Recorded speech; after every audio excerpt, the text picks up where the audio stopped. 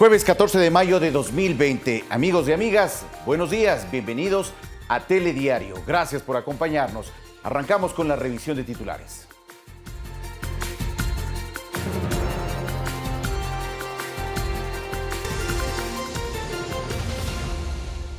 Un ecuatoriano forma parte de un equipo de investigadores que busca impedir que el COVID-19 afecte a los seres humanos. Las actividades en los aeropuertos de Quito y Guayaquil podrían retomarse desde el 1 de junio. El Comité de Operaciones de Emergencia analiza la reapertura de los vuelos nacionales e internacionales bajo estrictos protocolos de seguridad. Este 14 de mayo se inaugurará el Hospital Temporal Quito Solidario, donde se recibirá a pacientes con síntomas de COVID-19. El municipio de Quito ha atendido a 14 fallecidos por casos confirmados y sospechosos de COVID-19. Este miércoles se reportó un nuevo caso. 48 familias de Bocay, provincia de Guayas, recibieron sus títulos de propiedad después de 9 años de espera. Los habitantes también accedieron a kits de alimentos y atención de salud.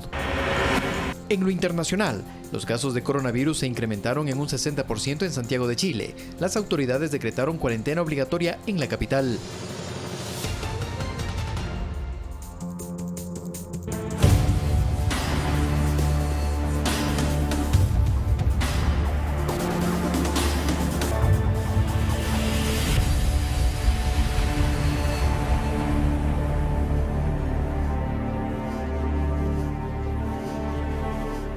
Una investigación en la que participa un ecuatoriano busca impedir que el virus del COVID-19 se una a las células humanas. Este estudio determinará con precisión nuevas medicinas y vacunas. Un grupo de investigadores de 4 países, entre ellos el ecuatoriano Vinicio Armijos, estudian nuevos mecanismos para impedir que el virus de COVID-19 se una a las células humanas. La investigación, que es parte de la Universidad de las Américas, ya fue publicada en un repositorio de investigaciones biológicas y próximamente será publicada en la revista científica Evolutionary Application. Determinar átomo a átomo cómo sucede esta interacción. Otro trabajo interesante que estamos haciendo al respecto es tratar de generar un modelo de predicción de qué nuevos virus de animales podrían saltar a humanos. Esa es una investigación que estamos ahora en curso. Estos expertos creen que al bloquear los receptores adecuados se impide que el virus se adhiera a las células humanas. El virus tiene unas pequeñas espinas que se denominan spikes, y ellas son las que se adhieren a las células humanas. Mediante modelados computacionales, los expertos aseguran que si se logra bloquear los aminoácidos de estas espinas, no ingresarían al organismo. Encontramos que hay una mutación que debe ocurrir en los virus que infectan a los murciélagos para ser capaces de infectar a las personas. Y esa mutación tiene un efecto muy grande en la estabilidad del complejo que forma el receptor humano con la proteína S del virus. Por lo tanto, esta zona podría ser una zona interesante desde el punto de vista de desarrollo de candidatos a fármacos para prevenir la infección del virus a través del bloqueo de la entrada del virus a la célula. Un virus es una proteína formada por cadenas de ADN y ARN, que es una capa lípida externa. Este estudio permitirá a la ciencia médica investigar en nuevos medicamentos y vacunas para encontrar métodos preventivos y de cura a esta enfermedad. María Elena Vaca, Medios Públicos.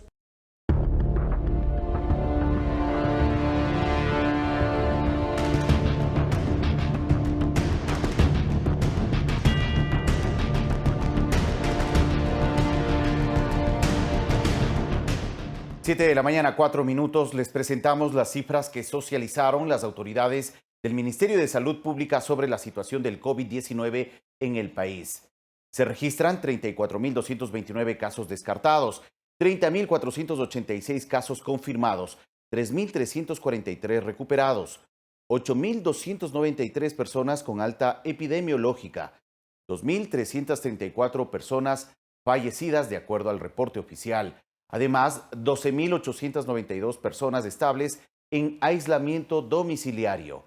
Las provincias de Guayas, Pichincha, Manabí y El Oro son las que mayor número de contagios, de un total de 8.703 muestras tomadas para COVID-19 entre PCR y pruebas rápidas.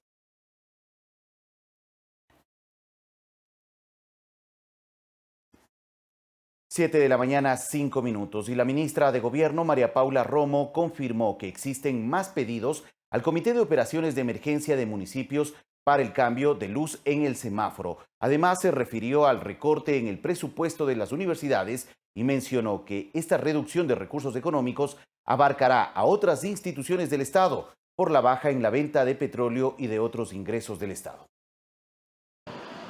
Al menos 50 municipios cambiarían el color del semáforo amarillo en los próximos días, informó la ministra de Gobierno María Paula Romo, luego de que el COE Nacional analice los datos entregados por los alcaldes. Están comunicándose con el COE para el cambio de color. Ha sucedido ya con un municipio de la provincia de Sucumbíos, va a suceder con otros municipios según nuestra conversación con alcaldes. La próxima semana esperamos que llegue a unos 50 municipios aproximadamente. Precisó que pese a que los municipios establecieron hasta el 17 de mayo permanecer en luz roja, esa decisión puede ser revisada. El COE estableció nuevos parámetros para la circulación de placas vehiculares en las ciudades que se encuentren en amarillo, como es el caso de Daule, donde dijo que envió un grupo de funcionarios para observar los inconvenientes y ver alternativas, y que así lo harán con cada municipio.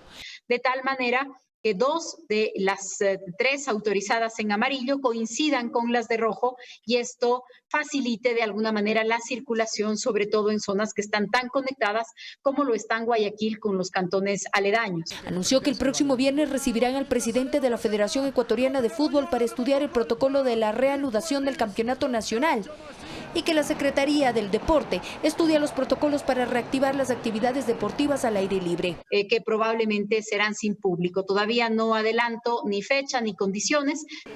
Respecto del funcionamiento de los centros comerciales, señaló que aún no hay fecha, pero que podrán funcionar con el 30% del aforo en semáforo amarillo y con el 50% en verde, con algunas restricciones. Para los patios de comidas, para los lugares de juego o para el uso, por ejemplo, de ascensores dentro de este tipo de instalación. Se refirió además al recorte en el presupuesto de universidades y municipios. Precisó que los recursos vienen de la venta del petróleo y la recaudación de impuestos y que eso ha bajado. No es una cuestión de voluntad, es una cuestión de la realidad. En el Ecuador se comercializan en circunstancias o se comercializaban en pasado en circunstancias normales más o menos 500 millones de dólares cada día. Durante este periodo de aislamiento, de bloqueo, se ha intercambiado, se ha hecho comercio, actos de comercio por 150 millones de dólares cada día. ¿Vamos a tener que hacer un esfuerzo todos? Sí, vamos a tener que hacer un esfuerzo todos. Y que los ajustes incluso llegarán a otras instituciones del Estado porque hay que ahorrar en cosas que pueden esperar. Valeria Villarruel, Medios Públicos. 7 de la mañana, 8 minutos. Y después de 9 años de espera, 48 familias en Virgen de Fátima, en Bucay, en la provincia del Guayas, recibieron sus títulos de propiedad. Los habitantes también accedieron al kit de alimentos y atención de salud del programa Guayas Vive. Doña Paulina García lleva casi una década viviendo en el sector Virgen de Fátima en el cantón Bucay, provincia del Guayas, con la incertidumbre de no haber contado legalmente con los documentos que la acreditaban como dueña de su terreno. Hoy su sueño se cumple. Muchísimas gracias a todos ustedes que lo están apoyando para tener nuestras escrituras y hacer nuestras casitas más allá, porque yo igual tengo 12 hijos y no los avanzamos aquí. Después de un largo proceso de rearmar el expediente, esto ha sido en conjunto con el GAT de Bucay, hacer un levantamiento topográfico, planimétrico, linderos, ha sido un trabajo bastante arduo y que hoy es una victoria. En total son 48 familias beneficiadas de la entrega de títulos, mientras 12 más están en proceso de regularización. La acción liderada por el vicepresidente de la República, el gobernador del Guayas y autoridades locales busca mejorar la calidad de vida de los habitantes de la zona, que resultaron afectados durante el fuerte invierno que azotó en 2011 la provincia. Culminar su documentación formal para que la propiedad sea de los verdaderos dueños, las madres de familia que tanto necesitan tener esa seguridad de tener sus escrituras. Hemos beneficiado a 260 personas que habitan en esta ciudadela. También acompañados con brigadas médicas del Ministerio de Salud Pública para poder realizar hisopados y poder monitorear cuáles son esas familias que han dado positivo en el COVID. La comitiva llegó acompañada de las brigadas Guayas Vive con médicos del Ministerio de Salud Pública que realizaron pruebas de COVID-19, además de la donación de kits de alimentos para personas de escasos recursos económicos. Falta solamente un detalle, que regularizaron la notaría y ya con eso son los dueños. Pero imagínense, en 9 años esta gente que ha necesitado tener la certeza de tener un techo, no lo había tenido.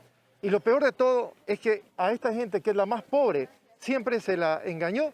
Muy agradecida por el gobierno, por el vicepresidente que ha venido a hacernos visita a pesar de la situación en la que estamos, pero él siempre se le ha visto enfrente de todo lo que ha pasado. Todos nosotros somos personas del día a día, que nos ganamos el día a día, y por esta pandemia nosotros no podemos laborar, pero Dios le pague y que sean bendecidos por ese kit de comida y también por la salud.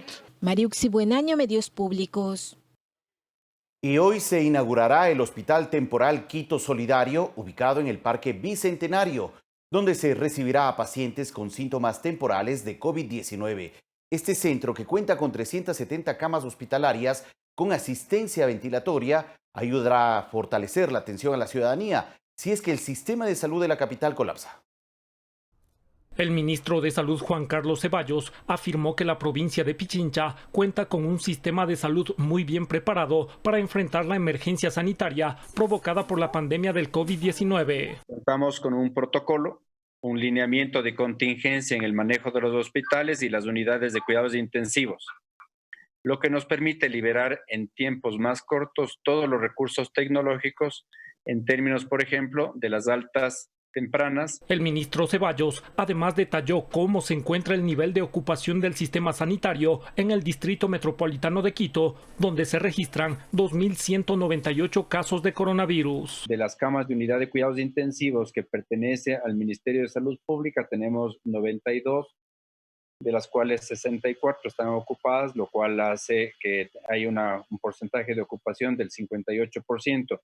Y de la información que tengo del IES sobre camas, de nuevo, de unidad de cuidados intensivos que están dedicadas exclusivamente a COVID, hay un total de 61 y están ocupadas todas ellas. El Centro de Atención Temporal Quito Solidario, edificado en el Parque Bicentenario, entrará en funcionamiento este 14 de mayo con 370 camas para atender a pacientes con síntomas leves y moderados de COVID-19 en el caso de que el sistema de salud de la capital colapse. Acá no estamos libres. Acá puede no solamente repetirse lo que pasó en nuestra hermana ciudad de Guayaquil, hasta puede duplicarse si no aprendemos a cuidarse, si no aprendemos a protegernos en este contagio. El hospital temporal contará con personal de salud calificado para atender cualquier tipo de emergencias. Vamos a tener profesionales médicos, enfermeras, auxiliares de enfermería, personal administrativo, los temas de alimentación. Las autoridades hacen un llamado a la ciudadanía a adoptar una cultura preventiva de higiene para disminuir los riesgos de contagio de coronavirus. Santiago Tello, Medios Públicos. Bueno, les contamos la historia de Brian Palma Pilco, un trabajador de la empresa metropolitana de aseo de Quito, que fue víctima de la irresponsabilidad de un ciudadano quien se encontraba en estado etílico y que atropelló al joven en plena cuarentena.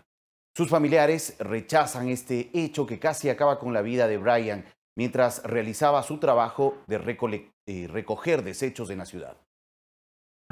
En el video se observa cómo la irresponsabilidad de una persona que violó el toque de queda dispuesto por las autoridades estuvo a punto de cegar la vida de un soldado azul, un trabajador de la empresa pública metropolitana de aseo de Quito, mientras se encontraba realizando su trabajo de recolección de basura. A Brian Palma Pilco, de 24 años de edad, le encontramos en uno de los cubículos de la sala de emergencia del Hospital San Francisco del Seguro Social, en el norte de Quito. A buena hora su estado de salud es estable. Con amabilidad nos recibe y nos narra la pesadilla vivida aquella noche. En un montón se paró el recolector.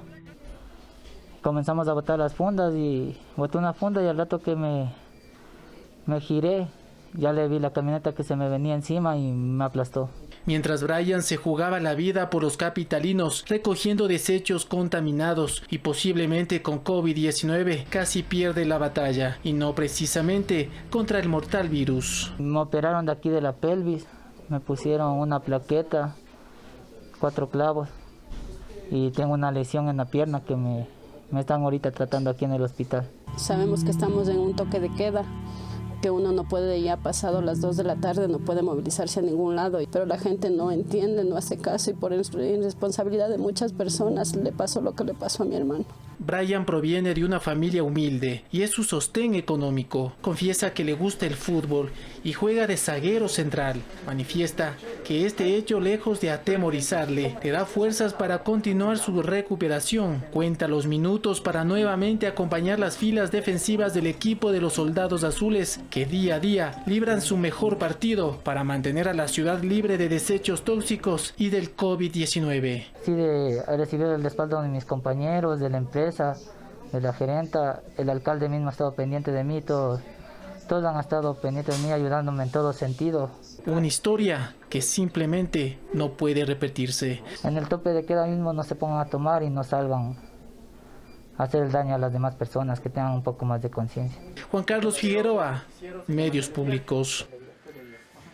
7 de la mañana, 16 minutos. Yolanda Gaet, gerenta general de Maceo, nos acompaña esta mañana aquí en Telediario. Conversaremos en los próximos minutos sobre la situación del chico Brian Palma Pilco, quien fue atropellado mientras cumplía su trabajo. Mientras todos permanecemos en casa, él trabajando fue víctima de esta agresión. Buenos días, gerenta. Gracias por acompañarnos. Buenos días. Un saludo a todos.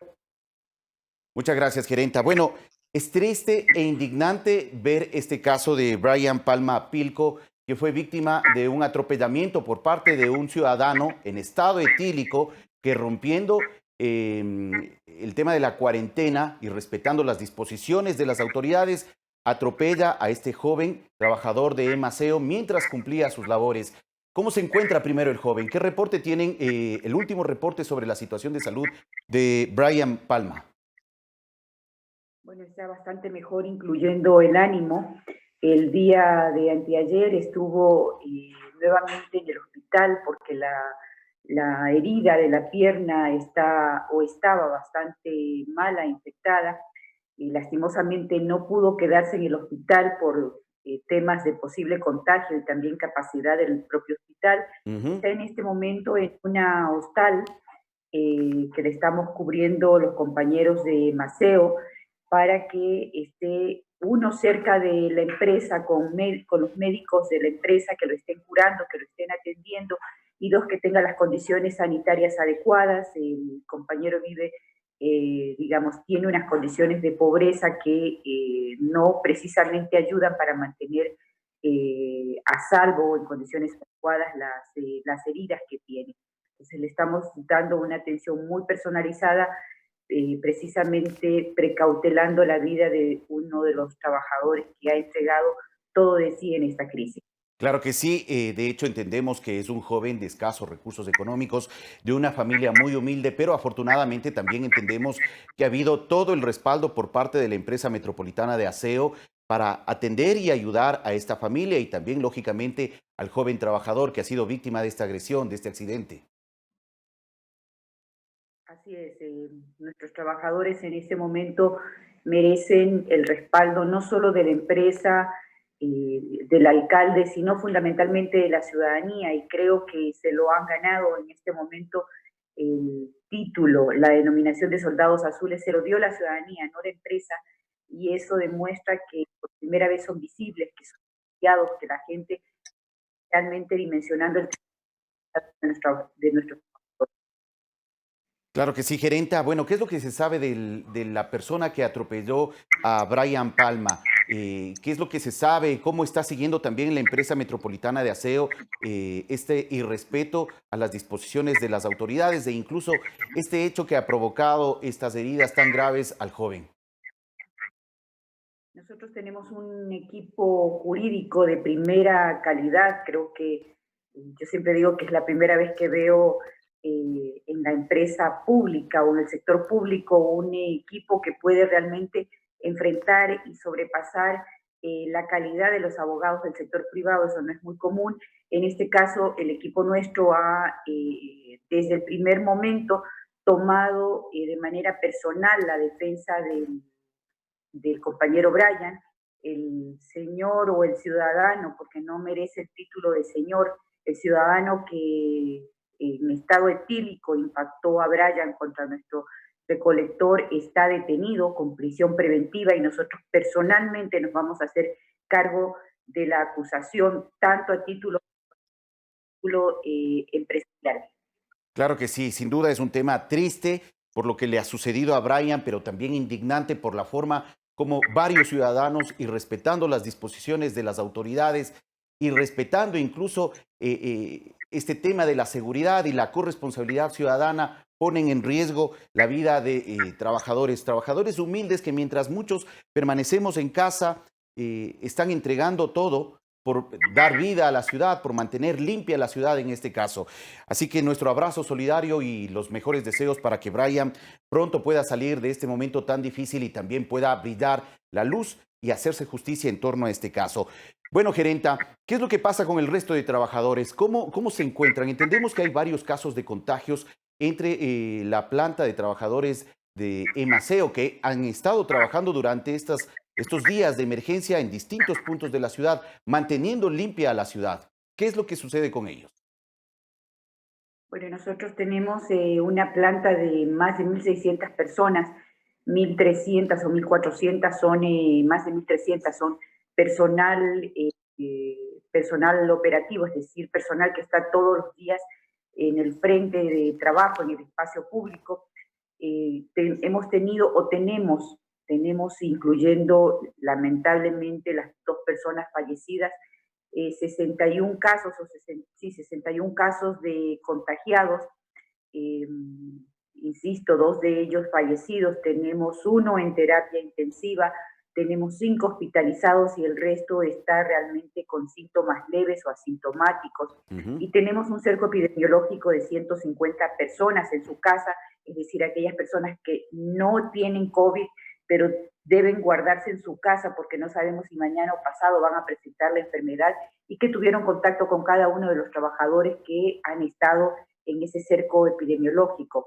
Los primeros trabajadores que se contagiaron fueron los conductores de la maquinaria pesada y recolectores, lo cual nos hace concluir que el COVID vino de, digamos, de los barrios de Quito, de donde viven nuestros compañeros, no fue adquirido por el contacto con la basura. ¿Por qué digo esto? Porque los conductores no tienen contacto con los residuos.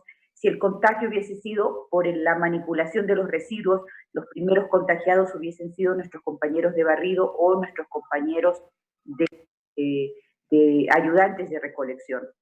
En el caso de los compañeros de barrido, el nivel de contagio entre ellos es de menos del 0.2%, es decir, no llega ni al 1%, y en el caso de los compañeros de ayudantes de recolección, alrededor del 4 o 5%, en tanto que la proporción de conductores afectados con el virus en relación con su propio grupo es de alrededor del 20%. Entonces las cifras para nosotros son claras, eso claro. De ninguna manera significa que no exista un riesgo con la manipulación de los residuos, tampoco significa que nosotros como empresa podamos descuidarnos un minuto para cuidar la vida de cada uno de los trabajadores, proporcionándoles todos los insumos que ellos necesitan en su tarea diaria.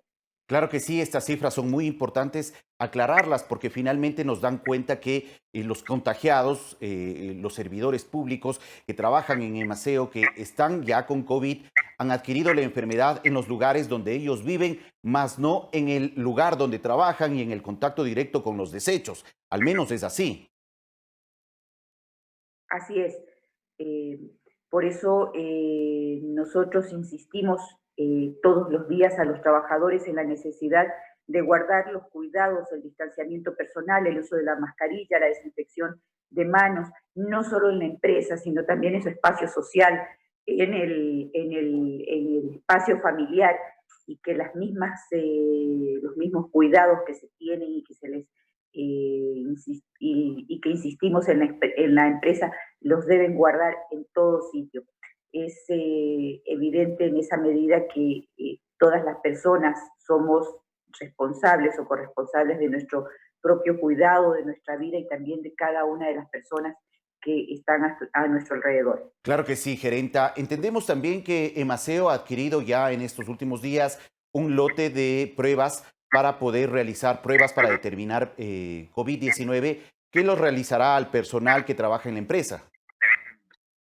Bueno, le comento que realmente nosotros no hemos adquirido las pruebas. Cuando empezó la pandemia, yo le pedí al departamento médico que iniciemos las compras o la compra de pruebas rápidas. Como es evidente, ellos se contactaron con el Ministerio de Salud y la recomendación en el Ministerio de Salud es que no adquiramos las pruebas rápidas porque estas pruebas suelen ser erráticas en su diagnóstico, en su resultado, y lo que hacen las pruebas rápidas es, o para qué se usan, para tomar políticas y medidas de salud pública, no para hacer diagnósticos. En esa medida lo que hicimos nosotros es de manera inmediata solicitar al secretario de Salud que nos priorice dentro de para que una vez que lleguen las pruebas que está adquiriendo el municipio, nos puedan hacer las pruebas a los trabajadores de Emaseo. Es lo que se ha logrado. El día lunes empezaron las pruebas a nuestros trabajadores. Se hicieron 20 el primer día, que era una suerte de prueba para ver cómo estaba funcionando todo el sistema desarrollado por la municipalidad con apoyo de la Universidad Central. El segundo día se hicieron 40. Hoy día se prevé nuevamente la realización de 40 o más para que lleguemos a casi la totalidad del personal que tenemos en cuarentena o que está terminando la cuarentena y que debe regresar al trabajo, y posteriormente hacer también una programación con los trabajadores que están en primera línea, es decir, en el espacio público haciendo la recolección de los residuos. Nosotros, yo creo que el no hacer las pruebas rápidas fue la mejor decisión que hemos tomado. Hemos tenido el caso, por ejemplo, de personas que siendo positivos con las pruebas rápidas dieron negativo, por el contrario, siendo negativos dieron positivo. Eso nos lleva a concluir que todos hubiésemos estado en casa diagnosticados de manera positiva, o por el contrario, todos hubiésemos estado contagiando a todo el mundo en la empresa. Y ese es un lujo que la empresa no se puede dar porque Emaseo no puede parar sus actividades. Prestamos un servicio básico que no se puede suspender de ninguna manera en ningún momento. De acuerdo, muchas gracias, gerenta, por la información compartida durante estos minutos, y el trabajo de Emaseo continuará. Así es, insisto, nosotros prestamos un servicio básico público. En esa medida es un servicio fundamental para la vida de los quiteños, mucho más en estas condiciones, y en este momento lo que estamos haciendo todos los días es ajustando, replanificando cada uno de los servicios sobre la base de la gente que está en cuarentena, que da positivo, sobre la base también de la maquinaria que frecuentemente este rato se está cayendo porque durante ya más de 2 meses o casi 2 meses no hemos tenido la posibilidad de tener acceso a los locales que venden repuestos, a las casas comerciales que hacen mantenimiento, y evidentemente eso ha generado una afectación a la maquinaria de la empresa. Más allá de esas dificultades, la obligación nuestra es desarrollar todas las medidas que estén en nuestras manos para poder garantizar el servicio a todos los quiteños. Muchas gracias, gerenta, por la información compartida. Gracias a usted. Gracias. Agradecemos una vez más a Yolanda Gaet, gerenta general de Emaseo, empresa metropolitana que se encarga de la recolección de basura en la ciudad de Quito, y también, lógicamente, enviar un saludo y todas las fuerzas y buenas energías a Brian Palma Pilco, compañero que lamentablemente ha sufrido un accidente de tránsito mientras trabajaba en la recolección de basura. Que pronto se recupere y que pronto se reincorpore a su puesto de trabajo. 7 de la mañana, 29 minutos. Gracias a la gerenta una vez más. Vamos a hacer un corte y regresamos con más. Sigan con nosotros.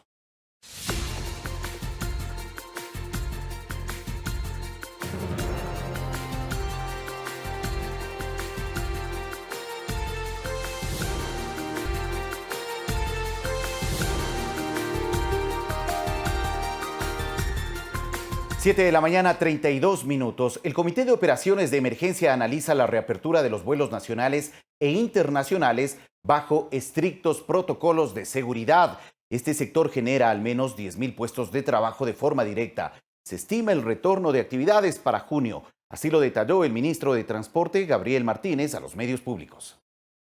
Se plantea que la reactivación de los vuelos comerciales a nivel nacional e internacional sea progresiva a partir del 1 de junio. Lo explicó el ministro de Transporte, Gabriel Martínez. Por eso desde ya se alistan los protocolos para la operatividad de los aeropuertos. La idea es que retornen los vuelos dentro de un ámbito de seguridad y dentro de protocolos que garanticen evitar la propagación del contagio. Martínez adelantó algunas de las acciones que se prevén implementar en las terminales aéreas. Sobre el ingreso al aeropuerto indicó: solamente pasajeros con su ticket de abordaje, nada de acompañantes. Se les exige el uso de mascarillas, de visores, de guantes. En torno al control al interior de la terminal aérea. Suficiente señalética para que el distanciamiento social sea aprobado, sea tanto en el counter cuando se va a hacer el chequeo de las maletas o el chequeo del pasajero, en los controles de seguridad. En este punto explicó que las aerolíneas no entregarán alimentos, sino bebidas selladas. Al momento del arribo de pasajeros internacionales, Martínez informó que además del triaje se efectuarán pruebas rápidas para detectar el COVID-19. Por lo menos unas 10.000 durante el tiempo que éstas se consuman. Cuando las personas que den positivo, pues serán llevadas a cumplir cuarentena en algún hotel. Luis Galárraga, gerente de comunicación de Corporación Keyport, encargada del manejo del aeropuerto Mariscal Sucre de la capital, indicó que aplicarán sus protocolos, así como los que establezcan tanto el COE como las aerolíneas. Y vamos a estar pues preparados y ya listos con toda la señalética y con todas las adecuaciones requeridas para que las personas tengan una referencia de dónde deben ubicarse para guardar esa distancia. La colocación de mamparas también de vidrio. Por su parte, Marcos Ubía, presidente de la Asociación de Representantes de Líneas Aéreas en Ecuador, manifestó que una vez el COE nacional dé paso a esta decisión, la operatividad será paulatina. Y los vuelos internacionales también dependerá de que se abran las otras fronteras y se irá dando de acuerdo a las medidas y a las aperturas que existan de lado y lado. Añadió que en el país hay 4 operadoras de vuelos domésticos y que alrededor de 20 líneas internacionales ingresan. Para conseguir un 100% de operación dependerá del desarrollo de esta pandemia. A nivel global se ha perdido 314.000 millones de dólares. A nivel Latinoamérica está por sobre los 20.000 millones de dólares. Y yo calculo que a nivel local estará entre los 200 y 300 millones de dólares. Olga Velasco, Medios Públicos. 7 de la mañana, 35 minutos. La secretaria técnica de Planifica Ecuador, Sandra Argotti, se encuentra con nosotros esta mañana para conversar vía videoconferencia sobre la labor y la gestión que cumplen durante estos días, sobre todo. Buenos días, Sandra. Gracias por acompañarnos. Fabricio, buenos días. Muy gentil a usted por la invitación. Muchas gracias. Gracias por estar aquí. Bueno, ¿de qué se encarga la Secretaría Técnica Planifica Ecuador? La Secretaría Técnica Planifica Ecuador es el ente que está liderando, quien articula y quien realiza la planificación nacional a nivel de todo el espacio. Es decir, nosotros planificamos con el ente ejecutivo, planificamos con los gobiernos autónomos descentralizados y otras entidades. La planificación tiene que ir siempre de la mano de todo lo que se genera en los proyectos, de todo lo que nosotros manejamos en el país. Somos el brazo derecho prácticamente del presidente de la República en los temas de planificación. Ahora, ¿cómo ha marchado este tema de la planificación? Me supongo que hay una replanificación con todo lo que está viviendo el país frente a la emergencia sanitaria, al coronavirus, a la reorientación de los recursos económicos, a la administración de esos recursos locales y demás, frente a esta situación que vivimos. Así es, todos sabemos que el mundo cambió y todos cambiamos. Nuestra planificación inicial y dentro de nuestro Plan Nacional de Desarrollo tenía un objetivo, tenía muchas metas que ahora nosotros estamos planteando los cambios, estamos generando un nuevo planteamiento para cumplir metas, estamos dirigiendo a los proyectos nacionales de desarrollo también dentro de los sectores ejecutivos, dentro de la parte social, infraestructura, económica y otros para que esto se genere un impacto de acuerdo a lo que nos ha pasado ahora a todo el mundo y al país en el tema de pandemia. Entonces, sí estamos redireccionando, incluso con los planes de desarrollo que trabajamos también con los gobiernos autónomos, vamos a una redirección. Tenemos que reinventarnos nuevamente para que esto impacte en la población. ¿A qué estamos apuntando ahora como país y como gobiernos autónomos descentralizados? ¿Cuál es ahora un poco la nueva mirada frente a esta emergencia que se vive y que tenemos entendido será una realidad que tenemos que sobrellevarla de aquí adelante? Así es, hemos conversado mucho con nuestros alcaldes, con nuestros gobiernos autónomos y los cambios que ellos tienen que generar en sus planes de desarrollo están redireccionados ya. Es decir, tengo que generar mejor producción, tengo que impactar en mi población, tengo que generar un orden en las ciudades, ordenanzas que vayan de acuerdo incluso a los COE, como hemos venido actuando a nivel del país. Y muchos de los alcaldes nos dicen a nosotros, sí, yo tenía una planificación tal vez de construir una cancha, de llegar a mi población con otro tipo de construcciones e infraestructuras, ahora la redirección es otra, es decir, ya tengo que tener baños, letrinas limpias, tengo que tener la parte de educación en las escuelas, mejorados los ambientes para los niños. La población no puede estar en los mercados como estábamos antes si no tienen la bioseguridad. Esto implica realmente un cambio nacional. Sería más... ¿A qué tipo de proyectos puntualmente se están encaminando estos esfuerzos de pensar el desarrollo a nivel local y a nivel nacional en este momento? ¿Acaso se está tomando ya una mayor preponderancia el tema educativo, la educación, la salud, por ejemplo? Así es, por ejemplo, vamos a hablar, Fabricio, la salud. ¿Cómo es la salud? En este caso tenemos que fortalecer que los hospitales y que las unidades de salud tengan las mascarillas, el equipamiento. Incluso en provincias tenemos que tener un hacinamiento de personas que están en la calle. Todo eso implica un gasto de equipamiento, que tengamos camas, que tengamos respiradores y otros insumos más que hemos necesitado. Dentro de lo que es salud, como cerrar los cambios que se han dado ya en su educación. Los niños no están yendo a la escuela, nuestros estudiantes no están asistiendo a clases, entonces, ¿qué hemos tenido que cambiar con ella? Es la estructura del dar clases. Los profesores, a través de los sistemas comunicacionales, radios, televisiones y lo que ellos utilizan en el Internet, ha tenido un giro. En el caso de nuestros alcaldes, ya como tal, los gobiernos autónomos, ellos están apoyando a sus territorios en lo que le decía en el inicio, cómo nosotros vamos a organizar nuestras ciudades. El colapso urbano es muy fuerte. ¿Por qué? Porque la informalidad en las ciudades son las complicadas. Vivir en el día a día de una informalidad nos ha complicado mucho, entonces hay que organizar nuevamente las ciudades, de organizar con nuestros alcaldes como tal. Muchos de ellos ya ustedes han visto, están manejando el orden en los mercados, en los lugares públicos, el empezar con la parte de cómo va a salir la ciudadanía, la parte del transporte. Entonces hay mucho que reorganizar y a eso nos estamos dirigiendo en este momento. ¿Cuántos contactos han logrado tener con gobiernos autónomos descentralizados durante estas semanas en cuanto al tema del apoyo y la asistencia técnica que ustedes ofrecen como Secretaría Técnica de Planificación? La verdad, nosotros nunca hemos dejado de estar en contacto con nuestros GAT. ¿Qué es? Porque al nosotros tener la rectoría en los planes de desarrollo y ordenamiento territorial, desde el año anterior, cuando ellos fueron electos, nosotros lo que hemos hecho es siempre apoyar y asesorar. Les hemos dado los instrumentos y herramientas con los que ellos construyen sus planes de desarrollo y ordenamiento para que sepan cómo dirigirse. A la raíz de esta pandemia, que ya fue en marzo, el trabajo ha sido incesante e incansable. Nosotros no hemos parado de trabajar con ellos muy de cerca, es decir, dándoles las asesorías a través del teletrabajo, llamadas, y estos días ya hemos salido, empezamos a manejar el territorio nuevamente con los cuidados debidos, pero ya reuniéndonos con los gobiernos autónomos, con los alcaldes representantes, para saber cómo ellos van a reorientar su planificación.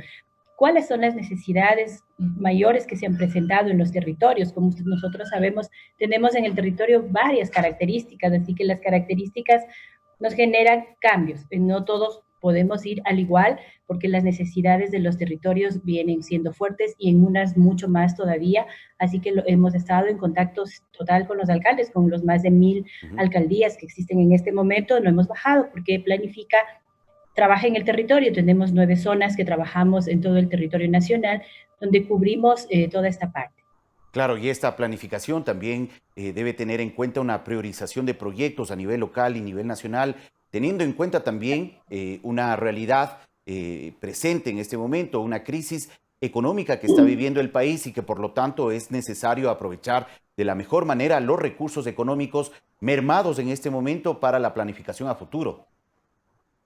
Así es, tenemos que trabajar con los recursos que tenemos. Es decir, ¿cómo es la planificación? Usted tiene que planificar para saber qué va a hacer en el futuro, y en el presente, en el mediano y en el largo plazo. Quienes están en la línea frontal de la pandemia, digamos, quienes están atendiendo esto, que es salud, que es la policía, defensa y otros más, son quienes están en la crisis frontal. Nosotros, en cambio, estamos planificando qué va a pasar en la pospandemia. En ese momento, atendiendo a través de la alimentación a la población, la salud, también la educación, pero luego de eso nosotros tenemos que ver cómo vamos nuevamente a reactivar la economía. ¿A través de qué?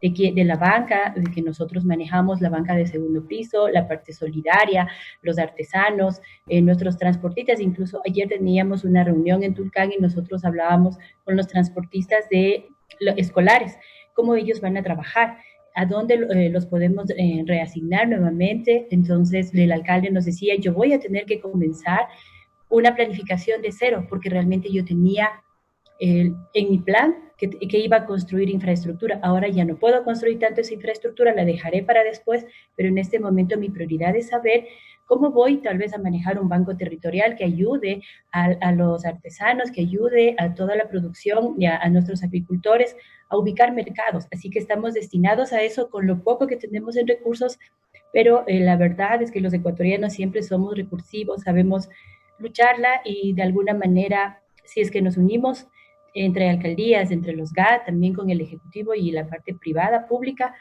lograremos salir adelante con esto. Muy bien, muchas gracias, secretaria, por la información compartida.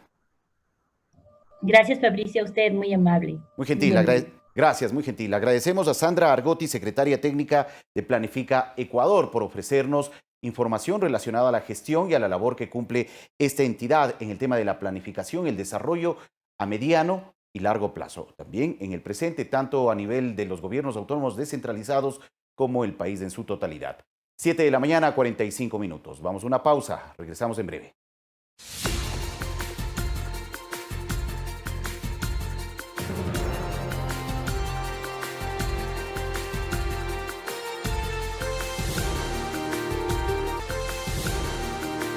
La crisis generada por la pandemia del coronavirus, la caída de los precios del petróleo y la baja recaudación de impuestos por la paralización de actividades generó un déficit fiscal para el Estado de cerca de 8.000 millones de dólares, una de las peores crisis económicas generadas en la historia del país, según afirmó el economista Mauricio Pozo.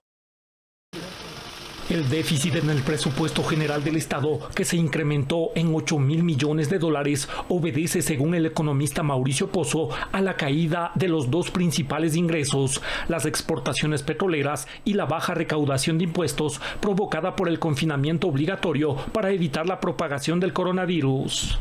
Si el Ecuador llega a caer el 10% más este año, sin duda va a ser la caída de producción más importante de toda la historia económica del Ecuador. Mucho más fuerte que el año 99, que caímos un poco más del 5% cuando se produjo el feriado bancario. Los ingresos petroleros caerían en 2.900 millones de dólares, teniendo en cuenta el efecto de la rotura de los oleoductos del país ocurrida el 7 de abril, lo que redujo dramáticamente las exportaciones de petróleo. Son 2.400 millones de dólares menos por concepto de la caída del precio del petróleo, no compatible con el precio que estaba en el presupuesto. Es extremadamente angustiante en el sentido de que los ingresos petróleo que vamos a recibir este año llegarán aproximadamente a 500 millones de dólares, de cerca de 3.000 millones previstos. Y los ingresos tributarios solamente en el mes de abril han caído por IVA de importaciones, de IVA local, han caído cerca del 40%. Entonces es una caída dramática de los ingresos. El presupuesto también se verá afectado por la no concesión o monetización de activos del Estado por cerca de 2.000 millones de dólares. Y eso obviamente agrava la situación fiscal y complica el financiamiento de todos los sectores. Ante ello, según Mauricio Pozo, el gobierno está obligado a reducir el tamaño del Estado y a eliminar el subsidio a los combustibles. Seguimos subsidiando, ¿beneficiando a quién? A los contrabandistas, beneficiando a los que no necesitan el apoyo del Estado. Santiago Tello, Medios Públicos. Y el Banco Interamericano de Desarrollo otorgó a Ecuador un crédito de 93,8 millones de dólares que servirá para contribuir al sostenimiento de las micro y pequeñas empresas y a la vez mantener también las fuentes de empleo en medio de la crisis del COVID-19. Ecuador apoyará la sostenibilidad financiera de las micro y pequeñas empresas y el mantenimiento de empleo frente a la crisis del COVID-19 con un crédito de 93,8 millones de dólares aprobado por el Banco de Desarrollo Interamericano. El proyecto contribuirá a que las pequeñas y medianas empresas afectadas por la emergencia sanitaria superen problemas temporales de liquidez y puedan dar continuidad a sus operaciones con productos de crédito y/o garantías para obtener financiamiento de capital de trabajo. Según datos de la Superintendencia de Compañías, el 50% de las empresas del Ecuador resistirían menos de 37 días sin ventas y el 75% menos de 70 días. Los sectores más impactados serían los asociados con la agricultura, el alojamiento y restauración y las actividades de servicios administrativos. El programa financiará sus préstamos directos de 16.038 medianas y pequeñas empresas, socias de cooperativa de ahorro y crédito, a través de las cuales se canalizarán los recursos. También se estima que beneficie 12.691 medianas y pequeñas empresas mediante garantías de la CONAFIPS para créditos de corto plazo que se otorgarán a través de las organizaciones del Sistema Financiero Popular y Solidario, principalmente de cooperativas de ahorro y crédito. Este crédito del BID de 93,8 millones de dólares tiene un plazo de amortización de 25 años y un periodo de gracia de 5 años y medio. Además, una tasa de interés basada en LIBOR. Carla Arcentales, Medios Públicos. 7 de la mañana, 53 minutos. Y este miércoles, el Pleno de la Asamblea Nacional se reunió virtualmente para el segundo y definitivo debate del proyecto de ley orgánico de apoyo humanitario. La sesión continuará hoy, jueves, a las 9:30 de la mañana, con la exposición de Esteban Albornoz, legislador ponente, y luego se abrirá el debate. Además, en esta misma jornada se efectuará la votación del proyecto de ordenamiento de las finanzas públicas. 7 de la mañana, 53 minutos. Alberto Acosta Burneo, analista de temas económicos, se encuentra con nosotros para conversar brevemente sobre el escenario económico fiscal que enfrenta actualmente el país. Economista, buenos días. Gracias por atender nuestra invitación. Muy buenos días. Un gusto estar con ustedes. Muchas gracias. Muy gentil. Bueno, ¿cuál es el escenario fiscal económico que está viviendo el país en este momento? Bueno, tenemos un problema fiscal de gran magnitud que hay que recordar no empezó con el coronavirus. Empezó mucho antes, en la bonanza, cuando el gasto se expandió de manera irresponsable. Se acaba la bonanza en 2014 y nos encontramos con un país altamente endeudado, con dinero que no alcanza.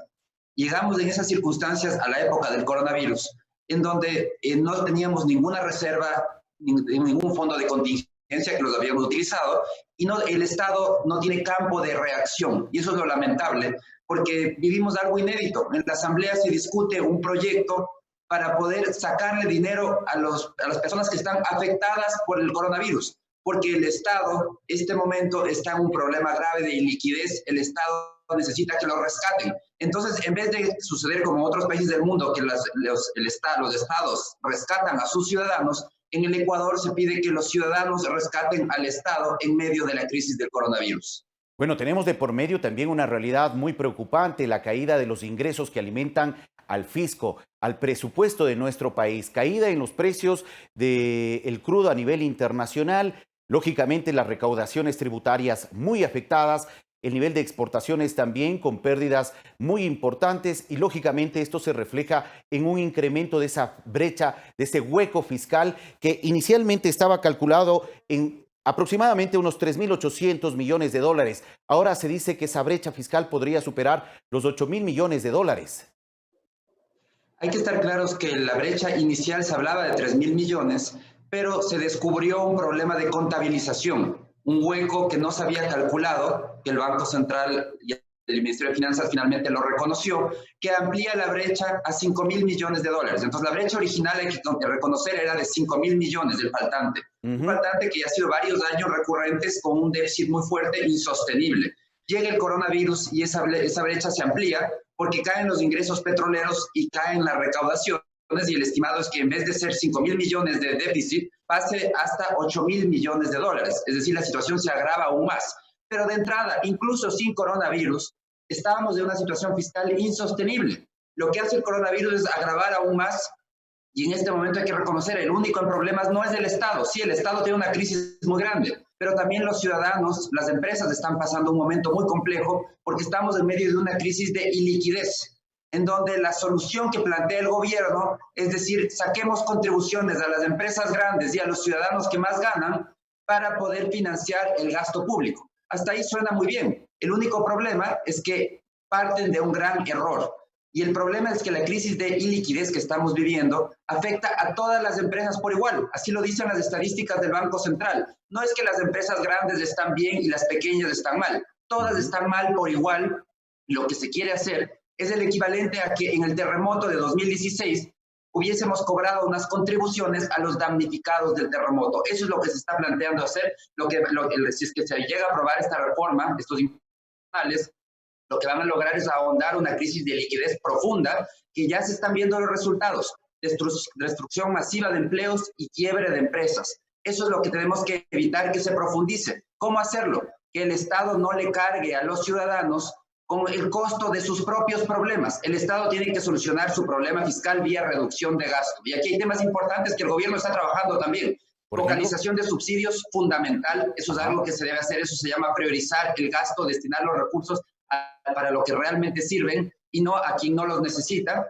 Y tiene que seguir priorizando y reduciendo el tamaño del Estado en todo lo que no da servicio al ciudadano. Es decir, en todo lo que no es ni educación, ni salud, ni seguridad. Todo lo demás tiene que ser priorizado. Y con estas acciones que usted recomienda, deberían enfocarse un poco los intereses de las autoridades. ¿Cuánto podría obtener en liquidez del Estado? Bueno, el gobierno tiene el límite que tiene es el financiamiento que puede obtener. Entonces, si este año yo creo que conseguir los 8.000 millones para financiar ese déficit va a ser complejo, probablemente el gobierno debería plantear una meta algo menor, lograr con ahorro una reducción de al menos unos 2.000 millones de dólares este año y continuar con una reducción del gasto de un monto similar el próximo año para llegar a un nivel, gradualmente irse acercando a un nivel de un tamaño del Estado que sea sostenible. El problema es que tenemos un Estado muy grande y entonces lo que tenemos que hacer es gradualmente, año tras año, ir reduciendo ese tamaño del Estado hasta que no sea una carga, un lastre para la economía, porque en este momento tenemos un Estado tan grande que se ve urgido de cobrar cada vez más impuestos para seguir financiando su gasto y al final se transforma en un lastre para la producción, un lastre para el bienestar de las familias. Eso es lo que debemos evitar y se evita, yo creo, con una meta, si logramos año tras año un ahorro de reducción del gasto de 2.000 millones de dólares en los próximos 3 años, podemos retornar a un nivel sostenible, un déficit manejable, 1 o 2% del PIB es un valor manejable, pero tenemos que alejarnos del monto actual que es insostenible. 8% del PIB de déficit es simplemente insostenible, es una ruta que no la vamos a poder transitar por mucho tiempo y que va a llevar a muchos problemas. Claro que sí, como usted mencionaba, el impacto ha sido muy fuerte para el sector público, pero el sector privado también ha vivido un momento muy difícil durante estos últimos meses. Según estimaciones del Comité Empresarial Ecuatoriano y de la Cámara de Industrias de Guayaquil, el sector privado ha perdido en ventas al menos 3.300 millones de dólares. ¿Qué está implicando esta cifra para el sector privado también? ¿Qué significa eso? Traduzcámoslo como una pérdida de empleos, porque esa caída en ventas se traduce en reducción de empleos. Y ya vemos cómo en los primeros mes y medio de cuarentena se perdieron casi 70.000 empleos. El estimado para este año es que la pérdida de empleos podría alcanzar los 500.000 empleos destruidos. Es una cifra absolutamente preocupante. Para ponerla en referencia, en contexto, entre 2014 y 2019 se perdieron 400.000 empleos cuando se acabó la bonanza económica. Estamos hablando que el coronavirus podría hacer que se pierdan 500.000 empleos en un solo año. Entonces aquí realmente hay que trabajar para evitar que el Estado sea una carga al sector productivo, hay que ayudarle al sector productivo a ser más flexible, porque solamente van a sobrevivir en este entorno quienes sepan adaptarse a la nueva realidad. El sector productivo tiene que reinventarse, tiene que responder a nuevos gustos de los consumidores, tiene que adoptar protocolos para la producción segura, es decir, tiene que hacer las cosas de manera distinta. Eso requiere de mucha flexibilidad y lamentablemente las leyes en el Ecuador no siempre acompañan en ese proceso. Economista Acosta, frente a este escenario que hemos conversado brevemente, ¿cómo se presenta la dolarización? La dolarización, afortunadamente, es un sistema que no depende y que no está en riesgo por la cantidad de dólares que entren o que salgan. Esos son parte de los mitos que se crearon alrededor de la dolarización para justificar políticas económicas equivocadas. ¿Cuál es el riesgo de la dolarización? La dolarización solo tiene un riesgo y es el mal manejo fiscal, porque solamente el gobierno tiene la fuerza para poder querer obligar a los ciudadanos a dejar de utilizar el dólar. Todos los demás no son riesgos. Si entran menos dólares, si caen las exportaciones, esos no son riesgos para la dolarización. Lo que se ajusta es el poder de compra, es decir, se ajustan los precios internos, suben o bajan. Cuando disminuye la liquidez en la economía, la cantidad de billetes, los precios caen. Naturalmente, eso ya lo hemos estado viviendo en los últimos meses.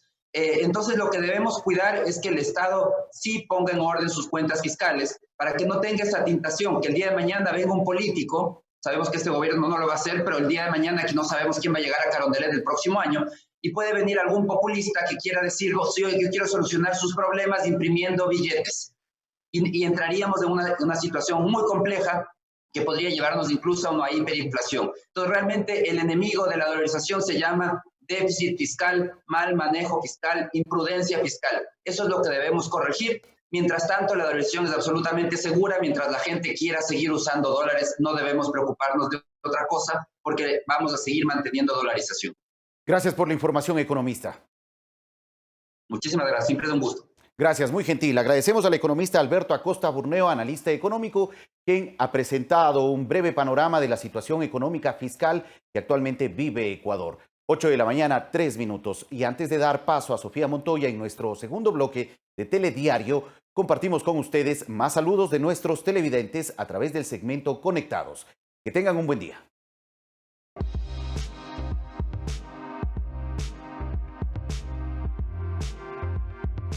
Estamos en la etapa del distanciamiento social. Eso quiere decir que tenemos que tener una distancia de 1,50 m a 2 metros con las demás personas. Para evitar contagios del coronavirus, debemos usar gafas, guantes y mascarilla. Por tu familia, por mi familia, quédate en casa. Adiós.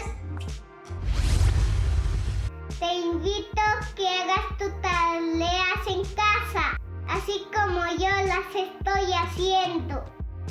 Quédate en casa, no salgas de casa, por mí y por tu familia.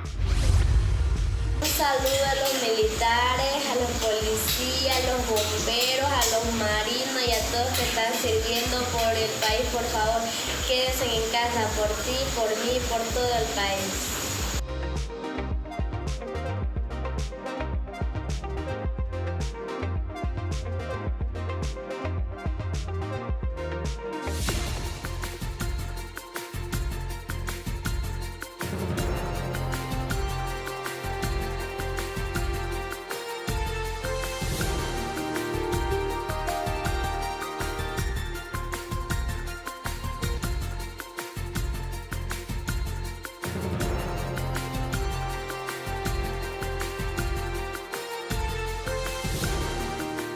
De la mañana con 5 minutos, amigos y amigas, qué gusto estar con ustedes en esta mañana para revisar la información más relevante de Ecuador y en el mundo. Bienvenidos.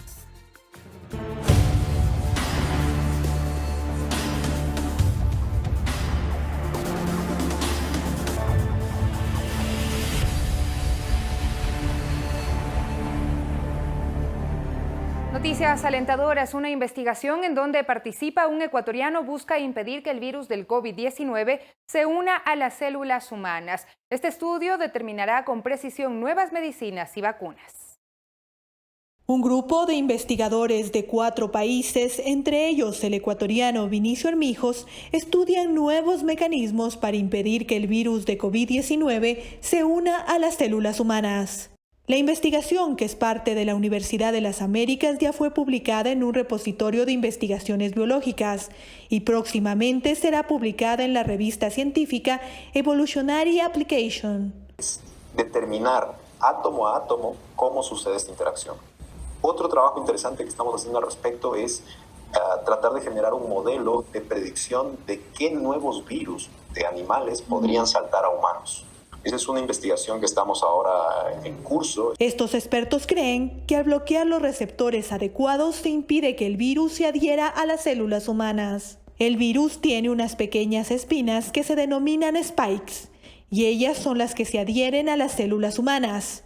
Mediante modelados computacionales, los expertos aseguran que si se logra bloquear los aminoácidos de estas espinas, no ingresarían al organismo. Encontramos que hay una mutación que debe ocurrir en los virus que infectan a los murciélagos para ser capaces de infectar a las personas.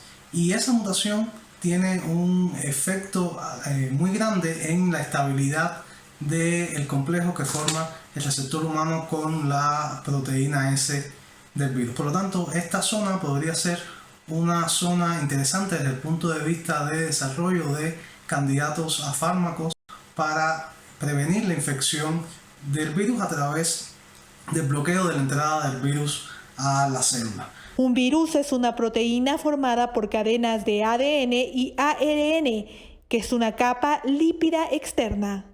Este estudio permitirá a la ciencia médica investigar en nuevos medicamentos y vacunas para encontrar métodos preventivos y de cura a esta enfermedad. María Elena Vaca, Medios Públicos.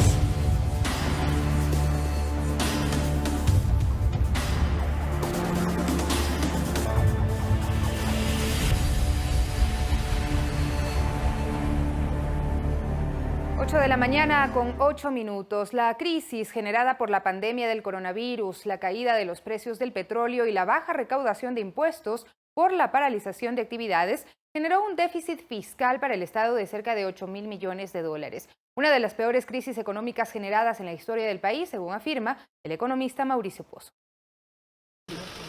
El déficit en el presupuesto general del Estado, que se incrementó en 8.000 millones de dólares, obedece, según el economista Mauricio Pozo, a la caída de los dos principales ingresos, las exportaciones petroleras y la baja recaudación de impuestos provocada por el confinamiento obligatorio para evitar la propagación del coronavirus. Si el Ecuador llega a caer el 10% más este año, sin duda va a ser la caída de producción más importante de toda la historia económica del Ecuador. Mucho más fuerte que el año 99, que caímos un poco más del 5% cuando se produjo el feriado bancario. Los ingresos petroleros caerían en 2.900 millones de dólares, teniendo en cuenta el efecto de la rotura de los oleoductos del país ocurrida el 7 de abril, lo que redujo dramáticamente las exportaciones de petróleo. Son 2.400 millones de dólares menos por concepto de la caída del precio del petróleo, no compatible con el precio que estaba en el presupuesto. Es extremadamente angustiante en el sentido de que los ingresos petróleo que vamos a recibir este año llegarán aproximadamente a 500 millones de dólares, de cerca de 3.000 millones previstos. Y los ingresos tributarios solamente en el mes de abril han caído por IVA de importaciones, IVA local, han caído cerca del 40%. Entonces es una caída dramática de los ingresos. El presupuesto también se verá afectado por la no concesión o monetización de activos del Estado por cerca de 2.000 millones de dólares. Y eso obviamente agrava la situación fiscal y complica el financiamiento de todos los sectores. Ante ello, según Mauricio Pozo, el gobierno está obligado a reducir el tamaño del Estado y a eliminar el subsidio a los combustibles. Seguimos subsidiando, ¿beneficiando a quién? A los contrabandistas, beneficiando a los que no necesitan el apoyo del Estado. Santiago Tello, Medios Públicos. Y el Banco Interamericano de Desarrollo otorgó al Ecuador un crédito de 93.8 millones de dólares que servirá para contribuir al sostenimiento de las micro y pequeñas empresas y a la vez mantener fuentes de empleo en medio de la crisis del COVID-19. Ecuador apoyará la sostenibilidad financiera de las micro y pequeñas empresas y el mantenimiento de empleo frente a la crisis del COVID-19 con un crédito de $93.8 millones aprobado por el Banco de Desarrollo Interamericano. El proyecto contribuirá a que las pequeñas y medianas empresas afectadas por la emergencia sanitaria superen problemas temporales de liquidez y puedan dar continuidad a sus operaciones con productos de crédito y/o garantías para obtener financiamiento de capital de trabajo. Según datos de la Superintendencia de Compañías, el 50% de las empresas del Ecuador resistirían menos de 37 días sin ventas y el 75% menos de 70 días. Los sectores más impactados serían los asociados con la agricultura, el alojamiento y restauración y las actividades de servicios administrativos. El programa financiará subpréstamos directos de 16.038 medianas y pequeñas empresas, socias de cooperativa de ahorro y crédito, a través de las cuales se canalizarán los recursos. También se estima que beneficie 12.691 medianas y pequeñas empresas mediante garantías de la CONAFIPS para créditos de corto plazo que se otorgarán a través de las organizaciones del Sistema Financiero Popular y Solidario, principalmente de cooperativas de ahorro y crédito. Este crédito del BID de $93.8 millones tiene un plazo de amortización de 25 años y un periodo de gracia de 5 años y medio. Además, una tasa de interés basada en LIBOR. Carla Arcentales, Medios Públicos. Y hoy el Pleno de la Asamblea Nacional se reunió virtualmente para el segundo y definitivo debate del proyecto de ley orgánica de apoyo humanitario. La sesión iniciará a las 9:30 con la exposición de Esteban Albornoz, legislador ponente, y luego se abrirá el debate. Además, en esta misma jornada se efectuará la votación del proyecto de ordenamiento de las finanzas públicas.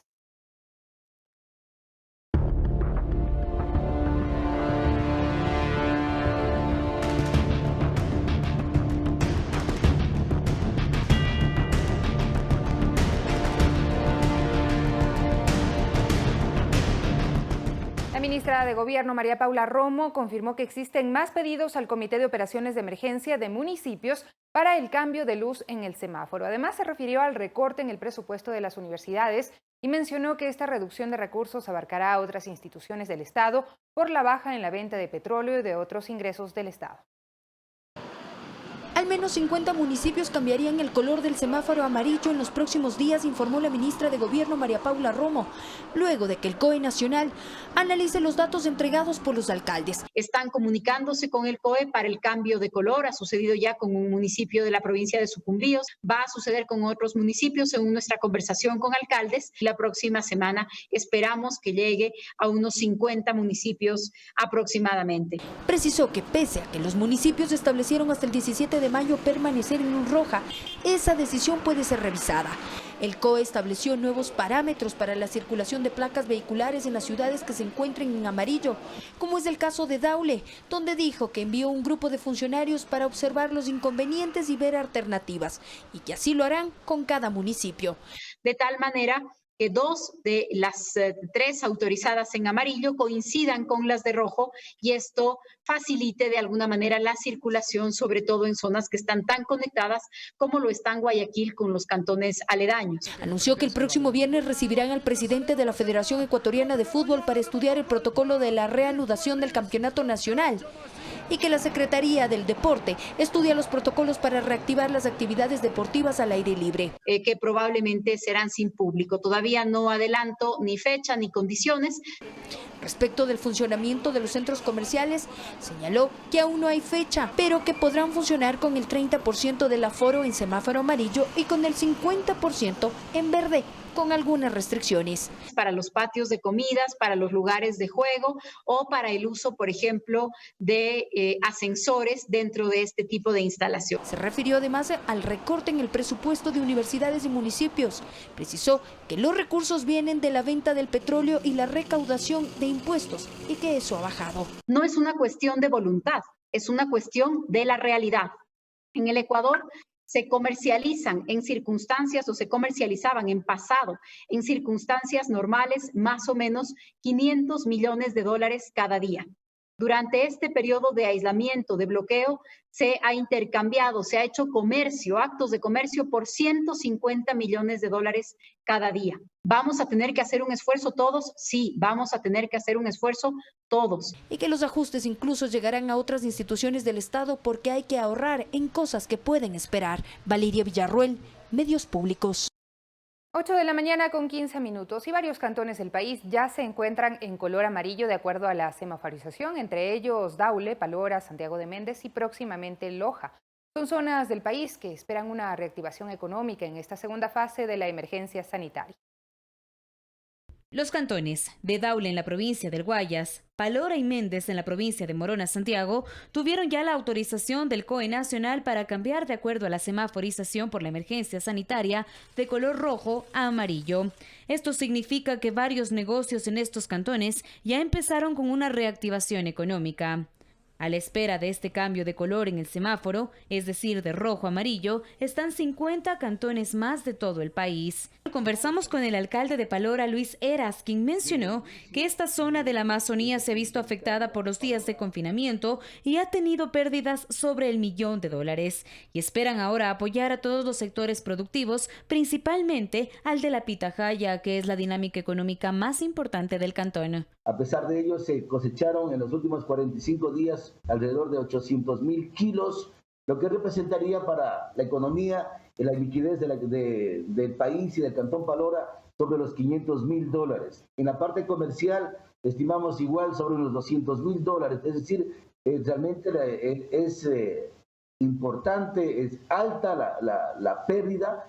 Mientras en el cantón de Santiago de Méndez, en donde no se han reportado hasta el momento casos de COVID-19, ya tienen restablecido un protocolo para evitar que el virus llegue a la población.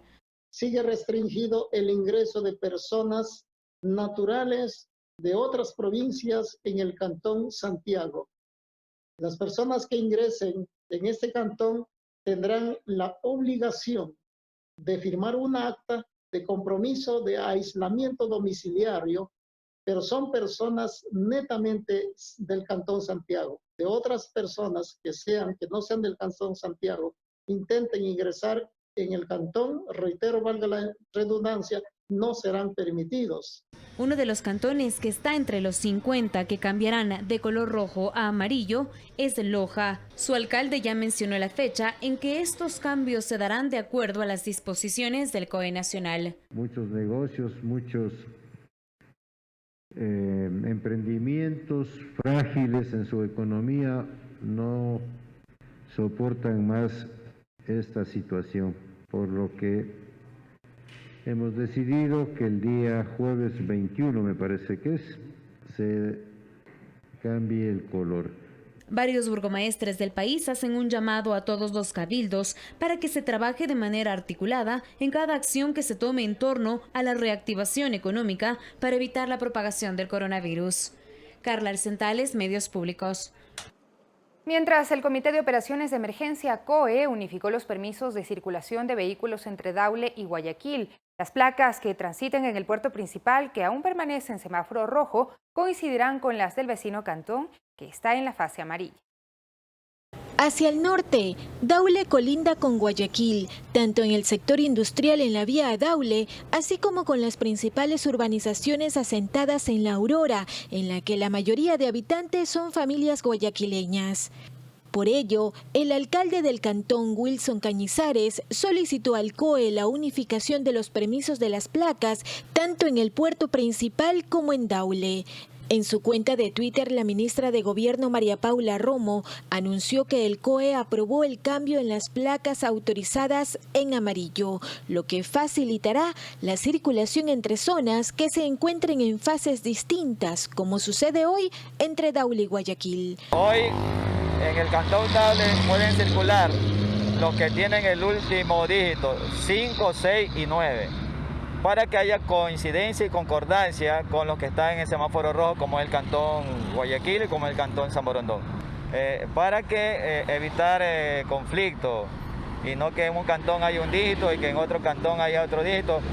Entonces, por ejemplo, si aquí en Daule uno de los dígitos adicionales es el 9, Eso es solo para circular dentro del territorio del Cantón Daule. No puede ir ni a San Borondón, no puede ir a Guayaquil.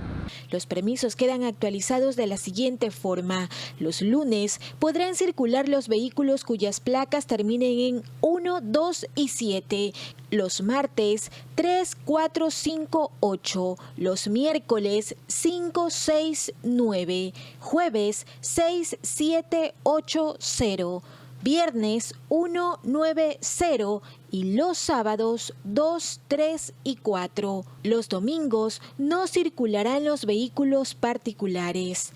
En su primer día de estar en el semáforo amarillo, el gobernador del Guayas, Pedro Pablo Duarte, recorrió la ciudad para constatar que se están cumpliendo con todas las medidas impuestas por el Comité de Operaciones de Emergencia. En este caso, en materia sanitaria, también se han tomado las medidas en los diferentes comercios. Usted puede observar que gran parte de los exteriores de los comercios están marcados. El límite para que pueda haber distanciamiento social entre una persona u otra. También se han dotado de mascarillas, de implementos de seguridad en los diferentes comercios. He visitado varios supermercados, a la entrada hay incluso gel desinfectante, es decir, se están tomando todas las precauciones necesarias. Mariuxi Buenaño, Medios Públicos. Mientras el Comité de Operaciones de Emergencia analiza dar luz verde a los vuelos nacionales e internacionales bajo estrictos protocolos de seguridad. Este sector genera al menos 10.000 puestos de trabajo de forma directa. Se estima el retorno de actividades para junio. Así lo detalló el ministro de Transporte, Gabriel Martínez, a los medios públicos. Se plantea que la reactivación de los vuelos comerciales a nivel nacional e internacional sea progresiva a partir del 1 de junio. Lo explicó el ministro de Transporte, Gabriel Martínez.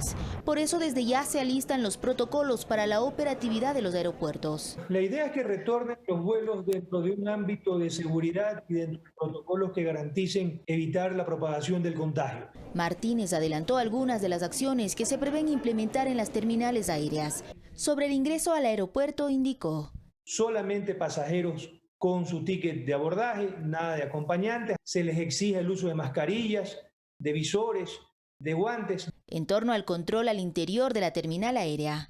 Suficiente señalética para que el distanciamiento social sea aprobado, sea tanto en el counter cuando se va a hacer el chequeo de las maletas o el chequeo del pasajero, en los controles de seguridad. En este punto explicó que las aerolíneas no entregarán alimentos, sino bebidas selladas. Al momento del arribo de pasajeros internacionales, Martínez informó que además del triaje se efectuarán pruebas rápidas para detectar el COVID-19. Por lo menos unas 10.000 durante el tiempo que éstas se consuman. Cuando las personas que den positivo, pues serán llevadas a cumplir cuarentena en algún hotel. Luis Galárraga, gerente de comunicación de Corporación Keyport, encargada del manejo del aeropuerto Mariscal Sucre de la capital, indicó que aplicarán sus protocolos, así como los que establezcan tanto el COE como las aerolíneas. Y vamos a estar pues preparados y ya listos con toda la señalética y con todas las adecuaciones requeridas para que las personas tengan una referencia de dónde deben ubicarse para guardar esa distancia.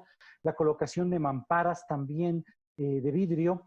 Por su parte, Marcos Ubía, presidente de la Asociación de Representantes de Líneas Aéreas en Ecuador, manifestó que una vez el COE nacional dé paso a esta decisión, la operatividad será paulatina. Y los vuelos internacionales también dependerá de que se abran las otras fronteras y se irá dando de acuerdo a las medidas y a las aperturas que existan de lado y lado. Añadió que en el país hay 4 operadoras de vuelos domésticos y que alrededor de 20 líneas internacionales ingresan.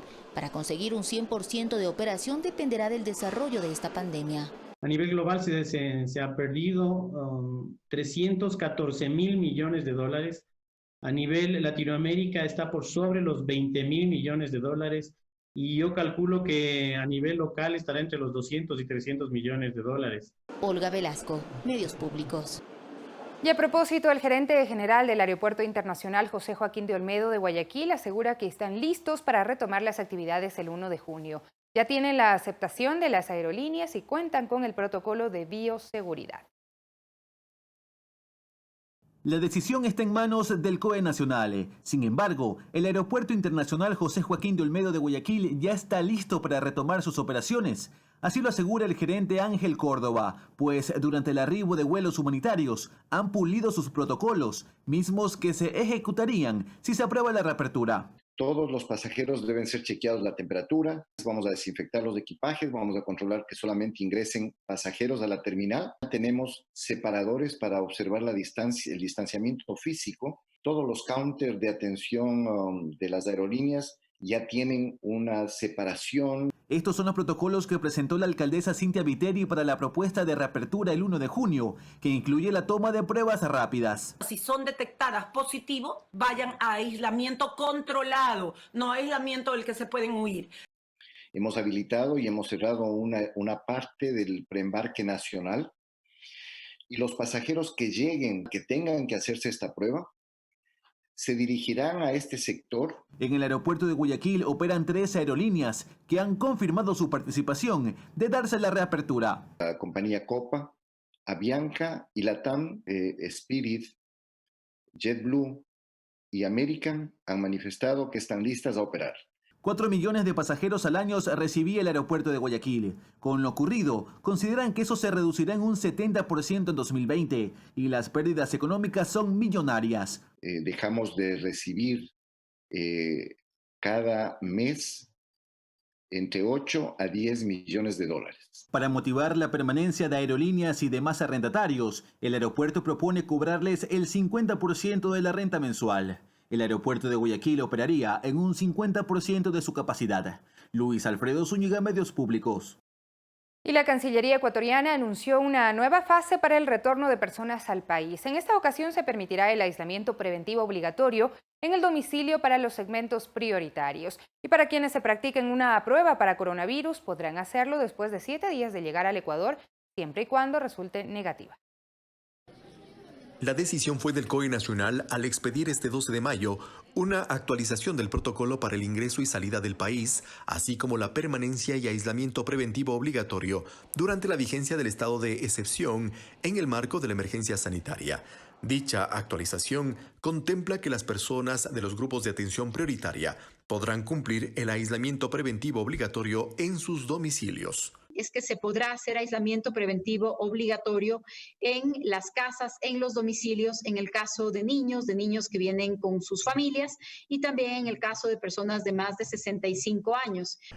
Otra opción para las personas que cumplen su aislamiento preventivo obligatorio en lugares distintos a sus domicilios es que luego de 7 días puedan someterse a una prueba de COVID-19 y que, si los resultados fueran negativos, puedan recibir autorización para trasladarse a sus domicilios.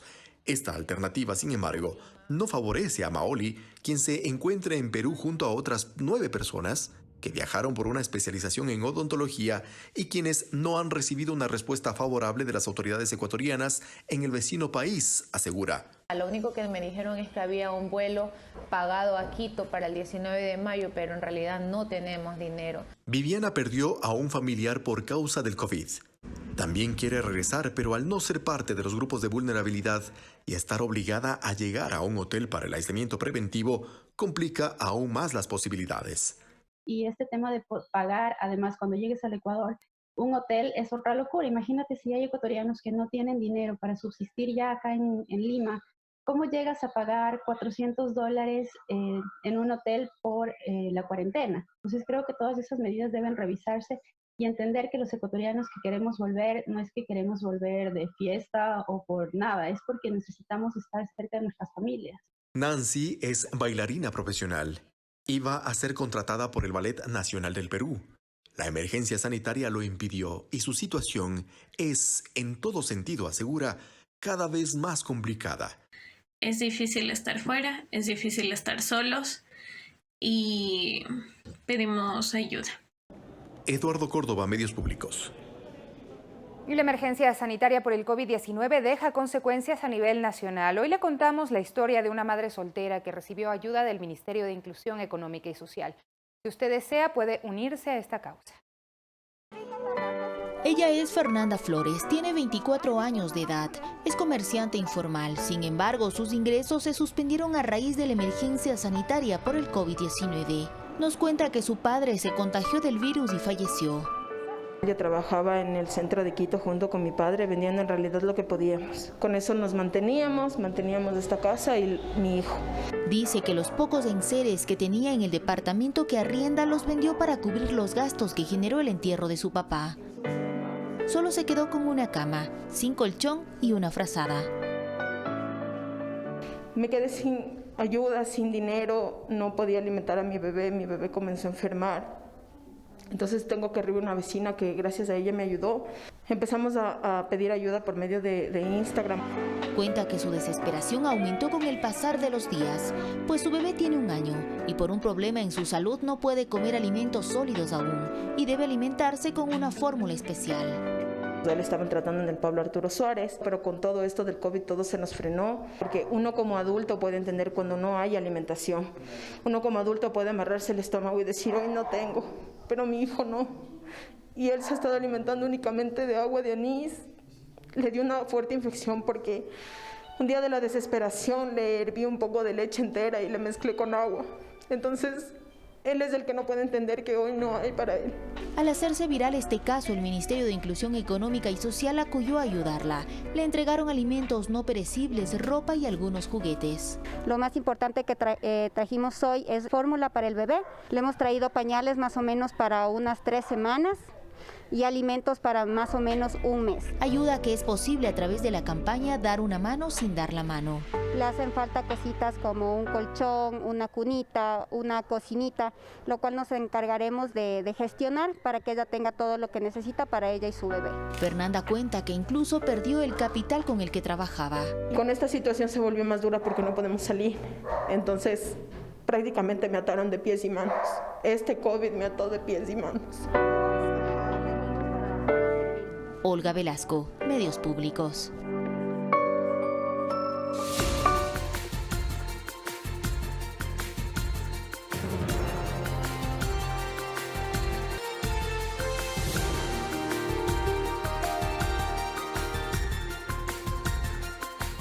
Ocho de la mañana con 34 minutos. Estamos de regreso en Telediario. Después de 9 años de espera, 48 familias en Virgen de Fátima, en Bucay, en la provincia del Guayas, recibieron sus títulos de propiedad. Los habitantes también accedieron al kit de alimentos y atención de salud del programa Guayas Vive.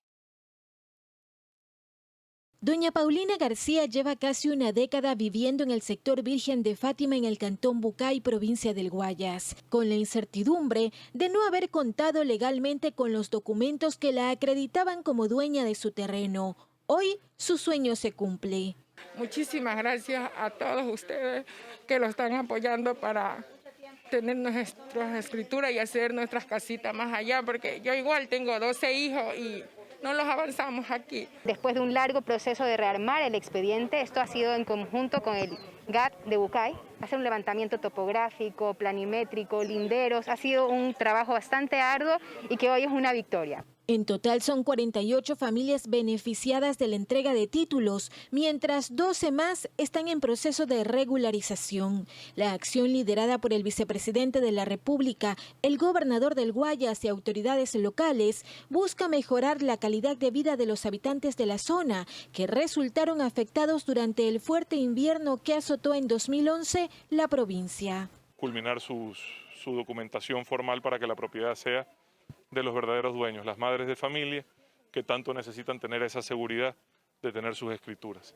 Hemos beneficiado a 260 personas que habitan en esta ciudadela. También acompañados con brigadas médicas del Ministerio de Salud Pública para poder realizar hisopados y poder monitorear cuáles son esas familias que han dado positivo en el COVID. La comitiva llegó acompañada de las brigadas Guayas Vive con médicos del Ministerio de Salud Pública que realizaron pruebas de COVID-19, además de la donación de kits de alimentos para personas de escasos recursos económicos.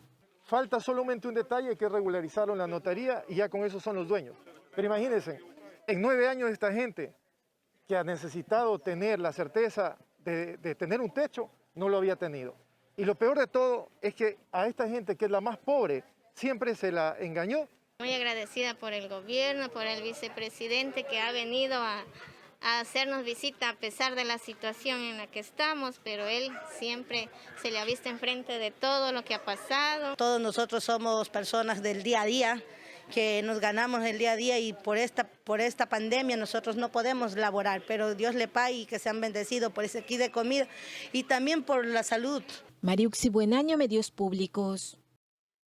Y este 14 de mayo será inaugurado el Hospital Temporal Quito Solidario, ubicado en el Parque Bicentenario, donde se recibirá a pacientes con síntomas temporales de COVID-19. Este centro, que cuenta con 370 camas hospitalarias con asistencia ventilatoria, ayudará a fortalecer la atención a la ciudadanía si es que el sistema de salud de la capital colapsa.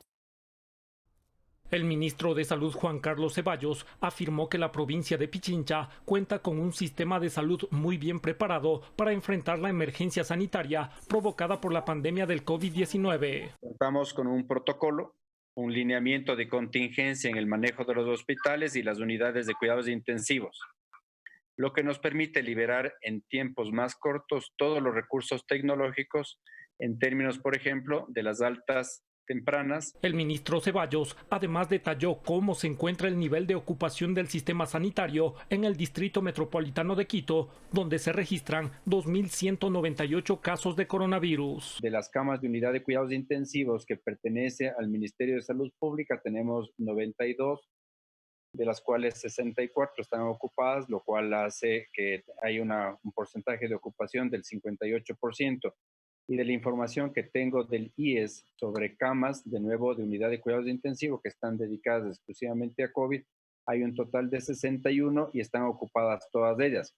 El Centro de Atención Temporal Quito Solidario, edificado en el Parque Bicentenario, entrará en funcionamiento este 14 de mayo con 370 camas para atender a pacientes con síntomas leves y moderados de COVID-19 en el caso de que el sistema de salud de la capital colapse. Acá no estamos libres. Acá puede no solamente repetirse lo que pasó en nuestra hermana ciudad de Guayaquil, hasta puede duplicarse si no aprendemos a cuidarse, si no aprendemos a protegernos en este contagio. El hospital temporal contará con personal de salud calificado para atender cualquier tipo de emergencias. Vamos a tener profesionales médicos, enfermeras, auxiliares de enfermería, personal administrativo, los temas de alimentación. Las autoridades hacen un llamado a la ciudadanía a adoptar una cultura preventiva de higiene para disminuir los riesgos de contagio de coronavirus. Santiago Tello, Medios Públicos. Mientras en Salitre, provincia del Guayas, inició la entrega de kits de apoyo veterinario para perros y gatos abandonados de zonas vulnerables. La prefectura lleva adelante la iniciativa. Las brigadas de la prefectura del Guayas llegaron hasta la parroquia Victoria del cantón Salitre para hacer la entrega de kits alimenticios y apoyo veterinario a través de su programa Acolitas para animales abandonados en las zonas más vulnerables de la provincia. La empresa privada nos ha donado 3 toneladas de comida para perros y también para gatos. Quiero aprovechar mandarle un abrazo y gracias a todo el personal de Agripac, también el personal de Delicán. Fueron 400 raciones alimenticias las que se hicieron llegar a familias que colaboran con la adopción o tenencia responsable de animales en abandono o condición de calle. También se hizo desparasitación. En nuestra parroquia a veces encuentran 4 perros o 2 perros por casa y un gato. Entonces para nosotros es primordial esta ayuda que está viniendo de parte de la prefectura del Guayas. Victoria Vega fue una de las beneficiadas. Esa comida que les han dado a nuestros animalitos les sirve de bastante y de paso que nos les dieron para los parásitos, te digo, está muy bien. En los próximos días se recorrerán otros recintos y parroquias priorizando el beneficio a las ubicadas en zonas rurales de difícil acceso y brindar kits de alimento así como de elementos de apoyo veterinario. Luis Alfredo Zúñiga, Medios Públicos. Y el municipio de Quito extendió el horario de las 5 rutas habilitadas en la capital para proveer de servicio de transporte al personal logístico que trabaja en el control de la pandemia. Más detalles a continuación. Mucha atención. El Cabildo Capitalino decidió ampliar el servicio de transporte para el personal de salud, fuerza pública y sectores logísticos que necesiten movilizarse por la ciudad para trabajar en el control de la pandemia. En las 5 rutas habilitadas, el horario será a partir de las 5:30 de la mañana hasta las 19:30. Cada unidad de transporte está autorizada a llevar un máximo de 20 pasajeros, quienes tienen la obligatoriedad de usar mascarilla y portar el respectivo salvoconducto o la credencial de la empresa a la cual brinden sus servicios. Según el municipio de Quito, desde el 18 de marzo, día en que se implementó esta modalidad, se han transportado 178.500 usuarios. Las rutas habilitadas hasta el momento son Cuamaní, Centro Histórico Calderón, Maternidad del Sur, Centro Histórico Calderón. Pifo, La Carolina, Hospital Metropolitano. Avenida Mariscal Sucre, Avenida La Prensa. Y Sangolquí, Hospital Carlos Andrade Marín. 40 buses brindan este servicio. Javier Ceballos, Medios Públicos.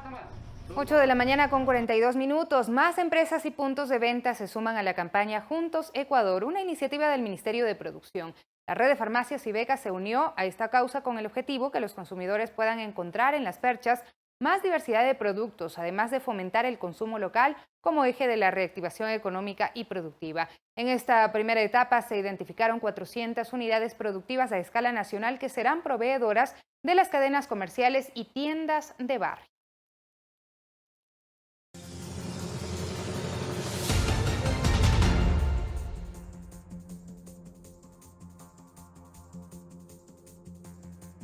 Mientras en el mundo las autoridades chilenas decretaron cuarentena total en la capital Santiago tras registrarse un incremento exponencial en los casos de coronavirus. Este miércoles se conocieron 2.660 nuevos contagios.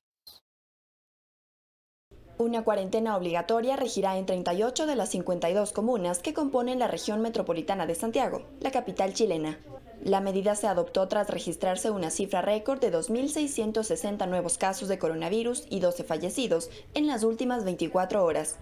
En rueda de prensa, el ministro de Salud, Jaime Mañalich, anunció una serie de medidas que regirán desde las 22 horas del próximo viernes 15 de mayo. Alrededor de este gran anillo, donde viven prácticamente 8 millones de personas, se va a imponer una aduana sanitaria para positivamente limitar aquellas salidas que no tienen que ver con la provisión de alimentos, con el trabajo. En la provincia de Santiago se encuentra cerca del 80% del total de contagios en el país, que hasta el momento superan los 34.000, a los que se suman los 346 fallecidos en todo el territorio. El anuncio de las nuevas restricciones se da luego que el gobierno asegurara que se está aplanando la curva de contagios e insistiera en el retorno a la normalidad. Coralía Pérez, Medios Públicos. Y el gobierno de México anunció que el país reabrirá su industria automotriz, minera y de la construcción el próximo 18 de mayo. Y a partir del 1 de junio comenzará un levantamiento gradual de las medidas para mitigar COVID-19. En junio se activará un semáforo de 4 niveles que cada semana determinará el grado de reapertura económica y social en cada uno de los 32 estados que conforman el país. Además, la Ciudad de México estudia la reapertura de restaurantes y tiendas departamentales con limitaciones de aforo a partir del 15 de junio y las actividades escolares en agosto. El plan de la nueva normalidad tiene 3 etapas. Una que inicia el 18 de mayo, la segunda que es una etapa de preparación y la tercera que es justamente el 1 de junio cuando termina la jornada nacional de sana distancia. En la gráfica de abajo es simplemente una representación de cómo nos ubicamos el 18 de mayo para un proceso de reapertura que en realidad arranca en una zona muy localizada y después se extiende a todo el país. La Secretaría de Salud anunciará semanalmente qué estado está en qué color. Una vez que sepamos el color de nuestro estado, vamos al semáforo y sabemos que sí y que no. 8 de la mañana con 46 minutos. Por su parte, la Comisión Económica para América Latina y el Caribe, CEPAL, propuso avanzar hacia un estado de bienestar y garantizar un ingreso básico para ayudar a la población más pobre a superar los efectos de la pandemia. El organismo planteó que los gobiernos realicen transferencias de efectivo de manera temporal e inmediata para que las familias pobres satisfagan sus necesidades básicas. Este ingreso básico de emergencia equivaldría al costo per cápita de adquirir una canasta básica de alimentos y otras necesidades durante los próximos 6 meses. Estamos lanzando este informe que se denomina El desafío social en tiempos del COVID-19. Y tenemos 5 mensajes principales. El primero, que es el que quisiera comentar con ustedes, es la debilidad histórica del estado de bienestar en la región. Es histórica, es estructural y esto ha limitado la reacción de los países. Segundo, la pobreza extrema y la desigualdad aumentarán en todos los países de la región. Y tercero, hay grandes estratos de la población que son vulnerables a la pérdida de ingresos laborales. Y Europa quiere reabrir sus fronteras internas para resucitar el turismo y la economía y tratar de que siga una estrategia coordinada en la salida gradual del confinamiento. La Comisión Europea presentó sus recomendaciones en función de la evolución de la pandemia en cada país. Reino Unido y Francia alcanzaron un acuerdo para no exigir cuarentenas a quienes transiten entre ambos países, mientras que España aplicará a partir del 15 de mayo una cuarentena de 14 días a los viajeros que lleguen de otros países. Alemania, por su parte, levantará los controles fronterizos desde este viernes para abrir totalmente su territorio.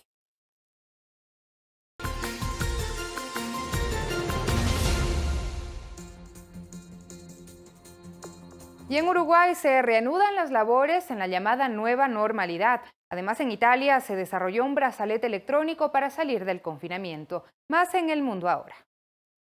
De forma paulatina, los trabajadores de Uruguay se integran a sus labores y comienza una etapa que el gobierno denomina nueva normalidad. Con la declaratoria de emergencia sanitaria el 13 de marzo pasado, se suspendieron las clases de la enseñanza, se cerraron los grandes centros comerciales y se exhortó al aislamiento social, pero no hubo un confinamiento obligatorio. Un mural de más de 40 metros de altura adorna una de las paredes del Hospital Jackson Memorial de Miami en Estados Unidos, en reconocimiento a la labor de los trabajadores sanitarios en su lucha contra la pandemia. Después de 10 días y unas 100 horas de trabajo, la artista callejera italiana La Bianca completó este mural que busca ser la inspiración de todos esos trabajadores esenciales que se exponen al virus para ayudar a la población.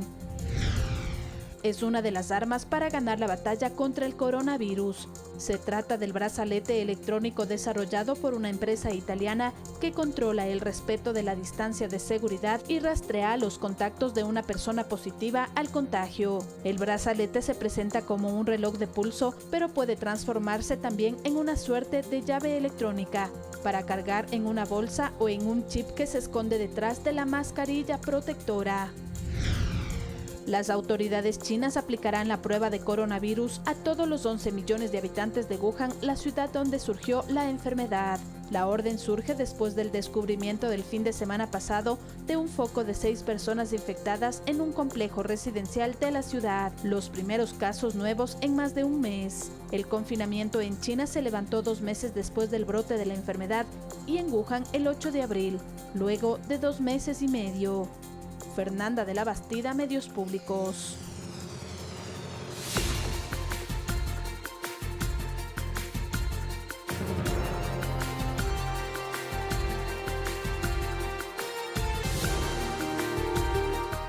La industria farmacéutica es una de las que no ha paralizado sus labores durante la emergencia.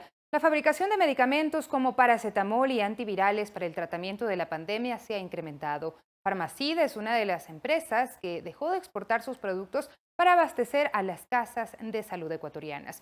Un equipo de Telediario recorrió la planta localizada en el sector de Conocoto, al suroriente de Quito.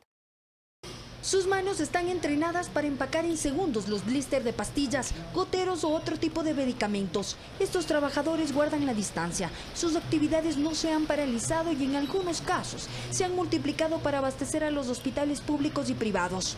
Ha habido incremento hasta del 500% en algunos casos, como paracetamoles, antivirales. Tenemos también productos antiinflamatorios, antihipertensivos, que se usan muchísimo en este tipo de pandemia. Abastecemos a más de 3.500 farmacias en el país y en la parte pública abastecemos a más de 500 instituciones públicas, toda la red pública de salud del Ecuador. Señala que esta industria farmacéutica ecuatoriana decidió dejar de exportar medicamentos para evitar desabastecimiento de aquellos que son necesarios para el tratamiento de COVID-19. Somos más de 400.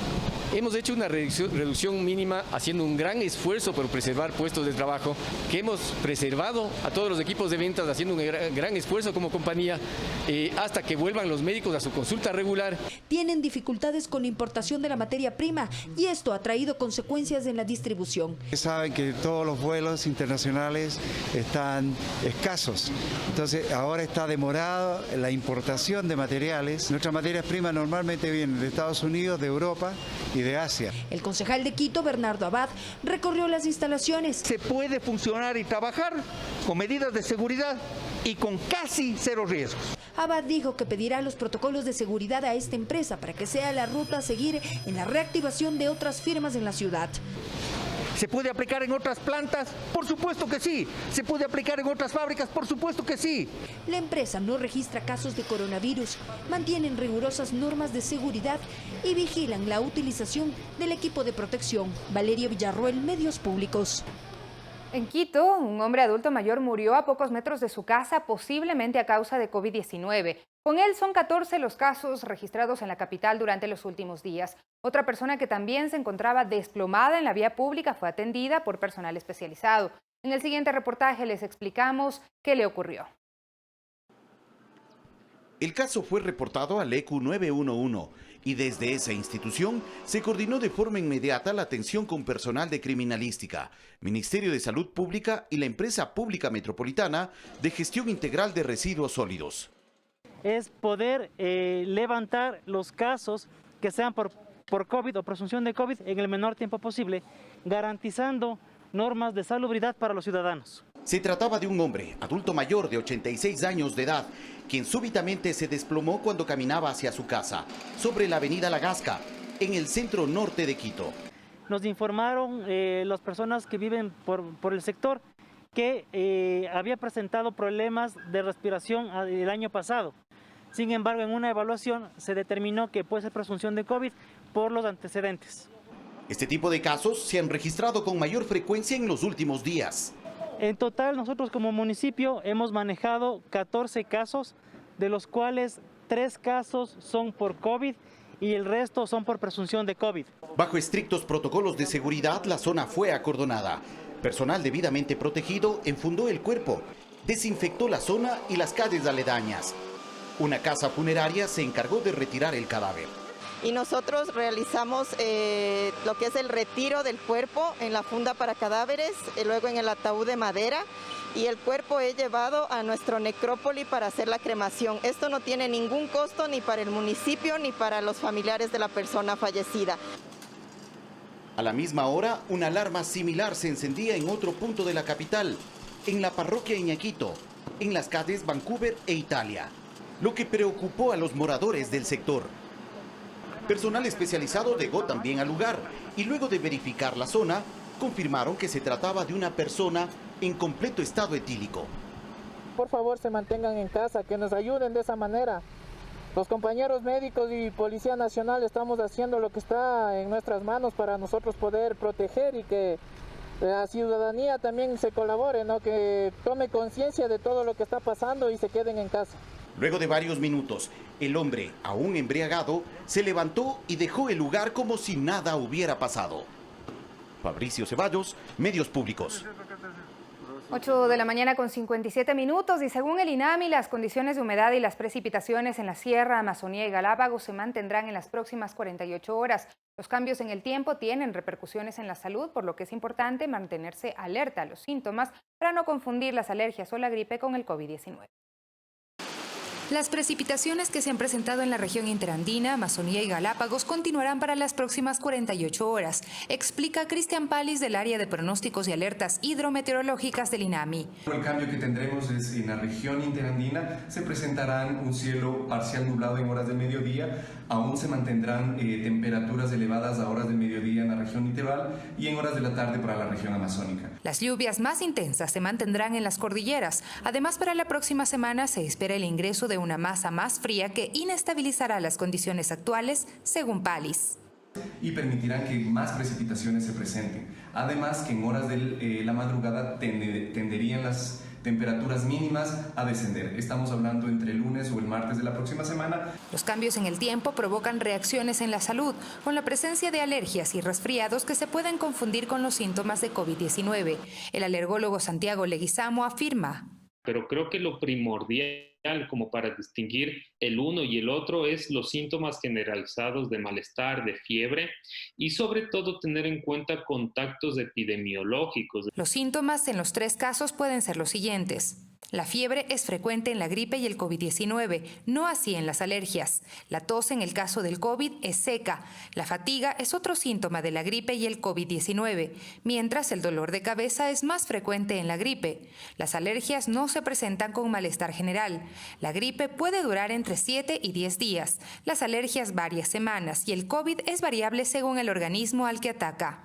En los primeros días de los síntomas puede dar una dificultad para percibir los olores o dificultad incluso para distinguir los sabores. Algo que también produce las alergias en estos confinamientos es que los pacientes alérgicos no suelen tener solo rinitis, sino los que ya tienen una alergia avanzada pueden tener asma. Y a veces el asma puede simular síntomas de dificultad respiratoria. Para el salubrista, en medio de la pandemia, si hay dudas sobre los síntomas, no se debe perder tiempo y consultar con un médico, para lo cual existen las opciones de telemedicina si no es posible una atención presencial. Sofía Montoya, Medios Públicos. Y ya nos despedimos, amigos y amigas, que tengan una muy buena mañana. Por supuesto, les invitamos a estar pendientes de la pantalla de Ecuador TV y a las 13 horas les ofrecemos más noticias en Telediario. Hasta pronto.